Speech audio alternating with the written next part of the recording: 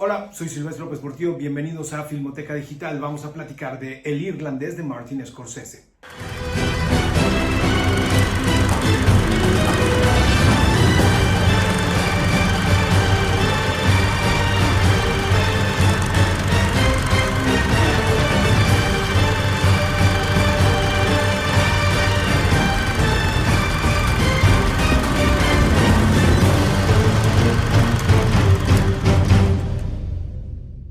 Bueno, vamos a platicar. Hay mucho que platicar del Irlandés de Martin Scorsese. Primero que nada, es una de las cintas o la apuesta principal este año para que Netflix pueda colarse otra vez a los Oscars.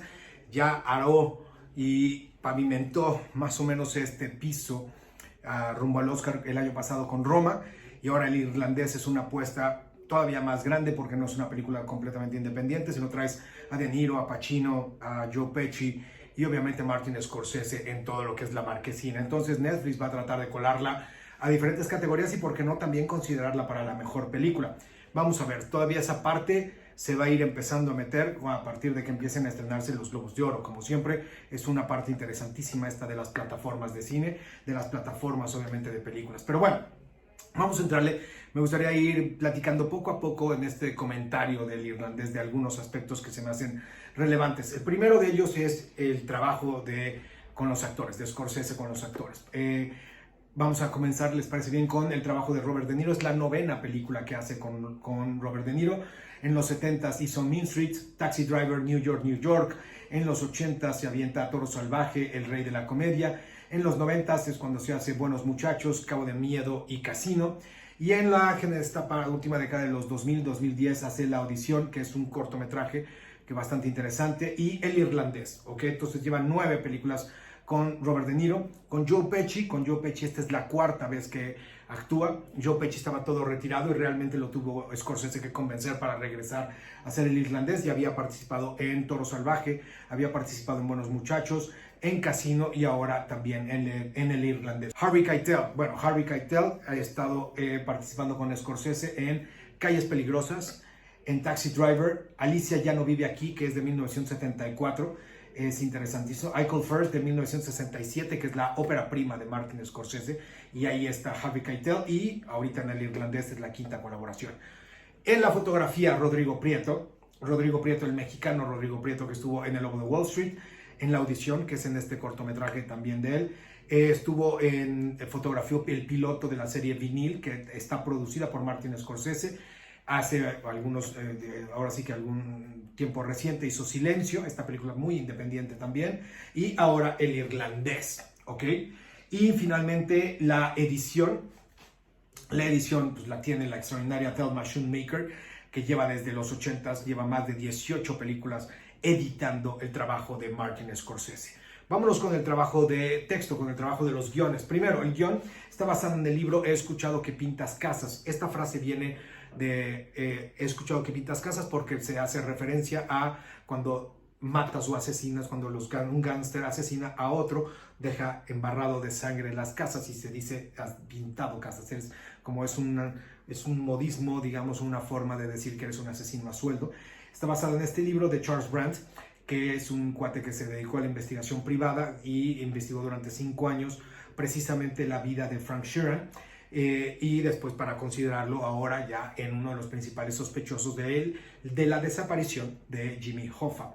Y el guión también está en colaboración con Saul Vencillian, que hizo La Lista de Schindler, La Chica del Tatuaje de Dragón, y también ya había colaborado con Martin Scorsese en Pandillas de Nueva York. Entonces, estas son, digamos, las personalidades que están trabajando con Martin Scorsese, más algunas que otras por ahí, obviamente, pero estas son las más destacables.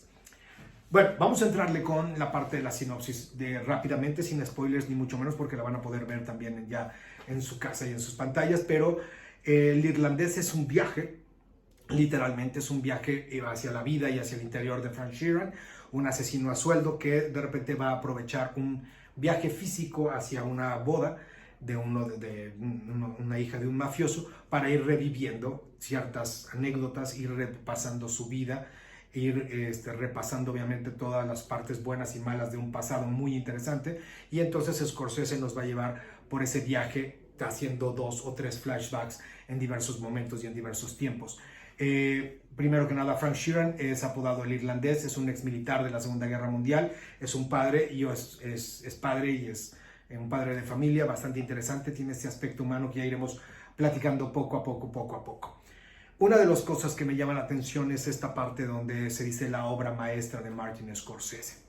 Hay que identificar que una obra maestra es esa obra que hacía en algún oficio, algún oficial, como se le dice, y hacía una obra la cual le hacía cambiar de grado de oficial a maestro de ese oficio. Es una obra cumbre, es una obra que demostraba las capacidades para que esa persona brincara de cargo. Es por eso se le dice una obra maestra. Yo creo que El Irlandés es una consolidación del grado de maestro de Martin Scorsese. Si es una obra extraordinaria, es una obra que no le duele nada. No creo que sea la obra maestra. Yo creo que hay obras que ya consideramos que ya han sido puntos claves para considerar a Martin Scorsese un maestro, pero esta es sin lugar a dudas, una de estas obras de consolidación. ¿Por qué? Vamos a ir desarrollando poco a poco estos temas. Primero, a mí se me hace importante es el manejo de los tiempos. El manejo del tiempo de las diferentes épocas gracias a los flashbacks, que eso es gracias a los montajes.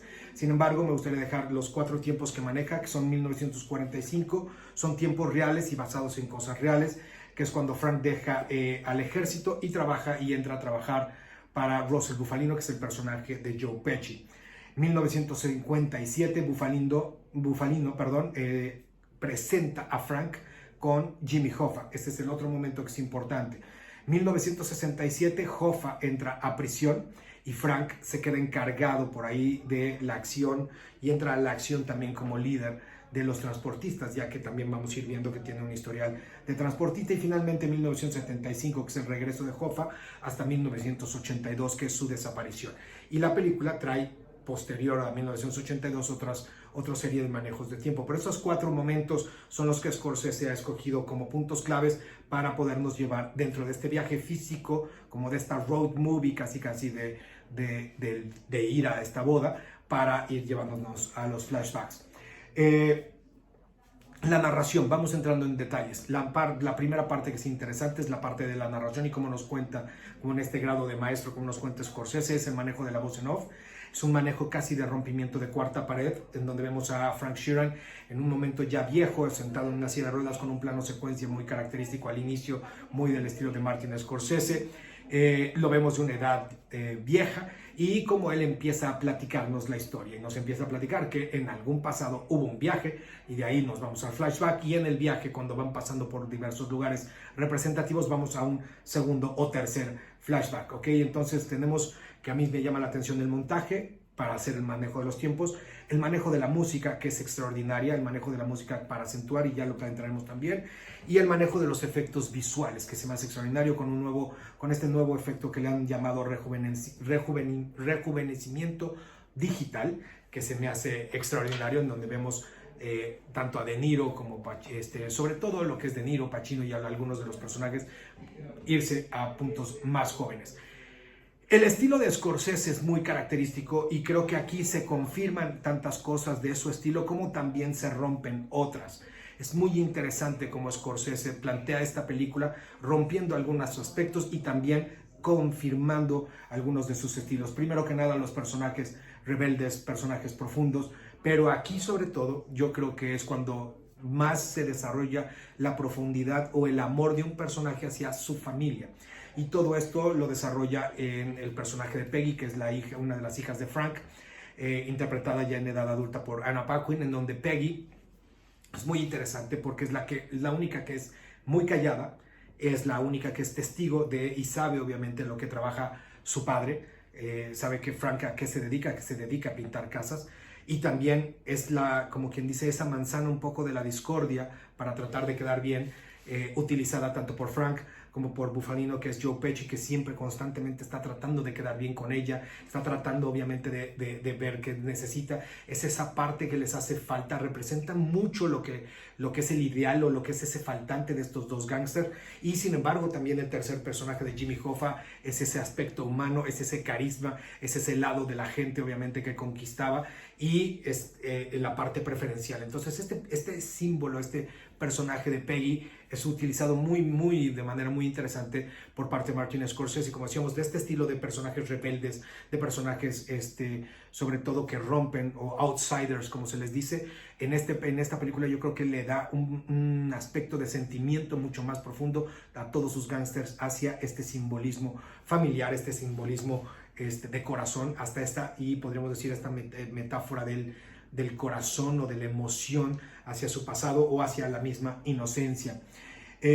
Aunque sus dos cintas son realmente segmentadas por el medio, a mí, como digo, y bien, empezamos con narraciones como lo puede ser Toro Salvaje, Casino, Buenos Muchachos. Aquí Frank lo vemos también sentado en un inicio, en un asilo. Sin embargo, no va a ser un poco el final de la película, pero es parte del estilo de Scorsese arrancar sus películas en algún momento intermedio de sus historias. Entonces aquí también lo hace. Parte de su estilo, como lo hemos visto en Toro Salvaje, Taxi Driver y muchos más, son las cámaras lentas. Aquí también hace cámaras lentas, aunque no es la característica de todo el irlandés, pero sí los maneja de manera extraordinaria. Sin lugar a dudas, los planos secuencias también. Rodrigo Prieto creo que hace un trabajo extraordinario en deslavar en algunas épocas y en colorear en otras épocas de manera extraordinaria. Es bien logrado el trabajo de Rodrigo Prieto, perdón. Creo que sobre todo una de las cosas que más llama la atención son el manejo de las elipsis sonoras. Cuando hablo de las elipsis sonoras es precisamente lo que ocurre fuera de este cuadro, como si, por ejemplo, poniendo un ejemplo muy absurdo, pero ahorita que me están viendo y escucharon alguna sirena que pasara fuera de este recinto donde yo estoy grabando, y sabríamos obviamente que hay una sirena afuera. No la vemos, pero sabemos que está pasando. Eso es una elipsis sonora. Entonces, en la película Scorsese maneja las elipsis sonoras extraordinarias. Como vemos una cámara y de repente puede enfocar un arreglo floral, se oyen dos disparos y nada más de repente caen unas gotas de sangre. Entonces, estos manejos de las elipsis también las hemos visto en algunas otras películas, pero aquí las maneja de una manera extraordinaria. El manejo de la música como dos aspectos de acentos. Un acento de la época, que a mí se me hace importante, es un manejo de la época, que es un acento que marca extraordinariamente dónde estamos parados, y un acento sin lugar a dudas a las acciones. Las acciones tanto las hace ver mucho más violentas, mucho más lentas o mucho más ágiles. Scorsese siempre ha tenido un manejo de la música extraordinaria para poder acentuar este tipo de cosas. Las voces en off también las ha utilizado en varias. Sus narraciones han ayudado a tener un contexto o información importante que a lo mejor no vale la pena grabar, pero nos lleva obviamente por los antecedentes de los personajes. También las voces en off, las voces en off las ha utilizado en otro lado, pero aquí es clave, sobre todo porque, como dije anteriormente, el personaje de Frank parece que nos está hablando directamente a nosotros y nos está contando toda la historia directamente a nosotros, ¿ok? Y finalmente, uno de los aspectos que me gusta mucho es el manejo de la cámara, que va, ya dijimos, en planos secuencias, ya dijimos en cámaras lentas, pero sobre todo en esta película, sobre todo es ese acercamiento hacia donde está la acción.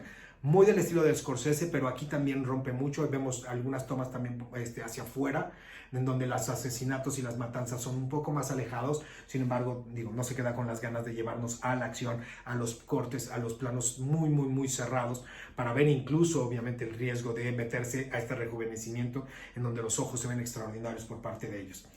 El irlandés, digo, para terminar, retoma los antihéroes de Scorsese, retoma también las amenazas del tiempo, pone cada vez más que nada ese punto extraordinario en las IES del salvajismo del ser humano. Frank es un hombre muy interesante que no solamente busca el poder, realmente no lo quiere, no lo busca. Es estos hombres que le llaman la atención a Scorsese porque de repente están en el lugar indicado, en el momento indicado, a la hora indicada, pese a que no, obviamente no lo estoy buscando. Y ese es un personaje que va muy similar a ese Jesucristo, por ejemplo, de la Última Tentación.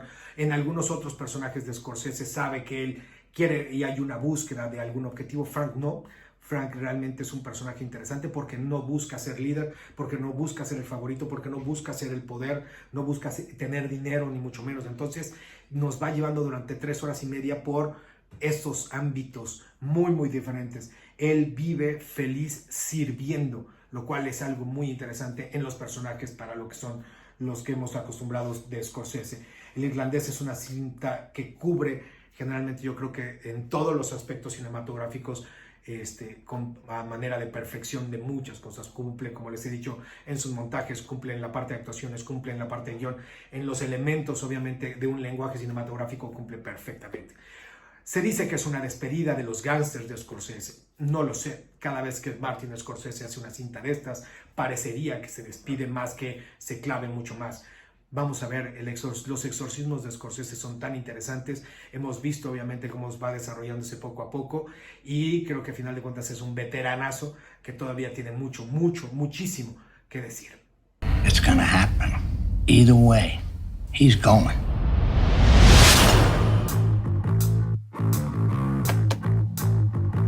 You know, I don't care whether you did it or not. That makes no difference to me. Yeah, I know. I'm here to defend you, right? Right.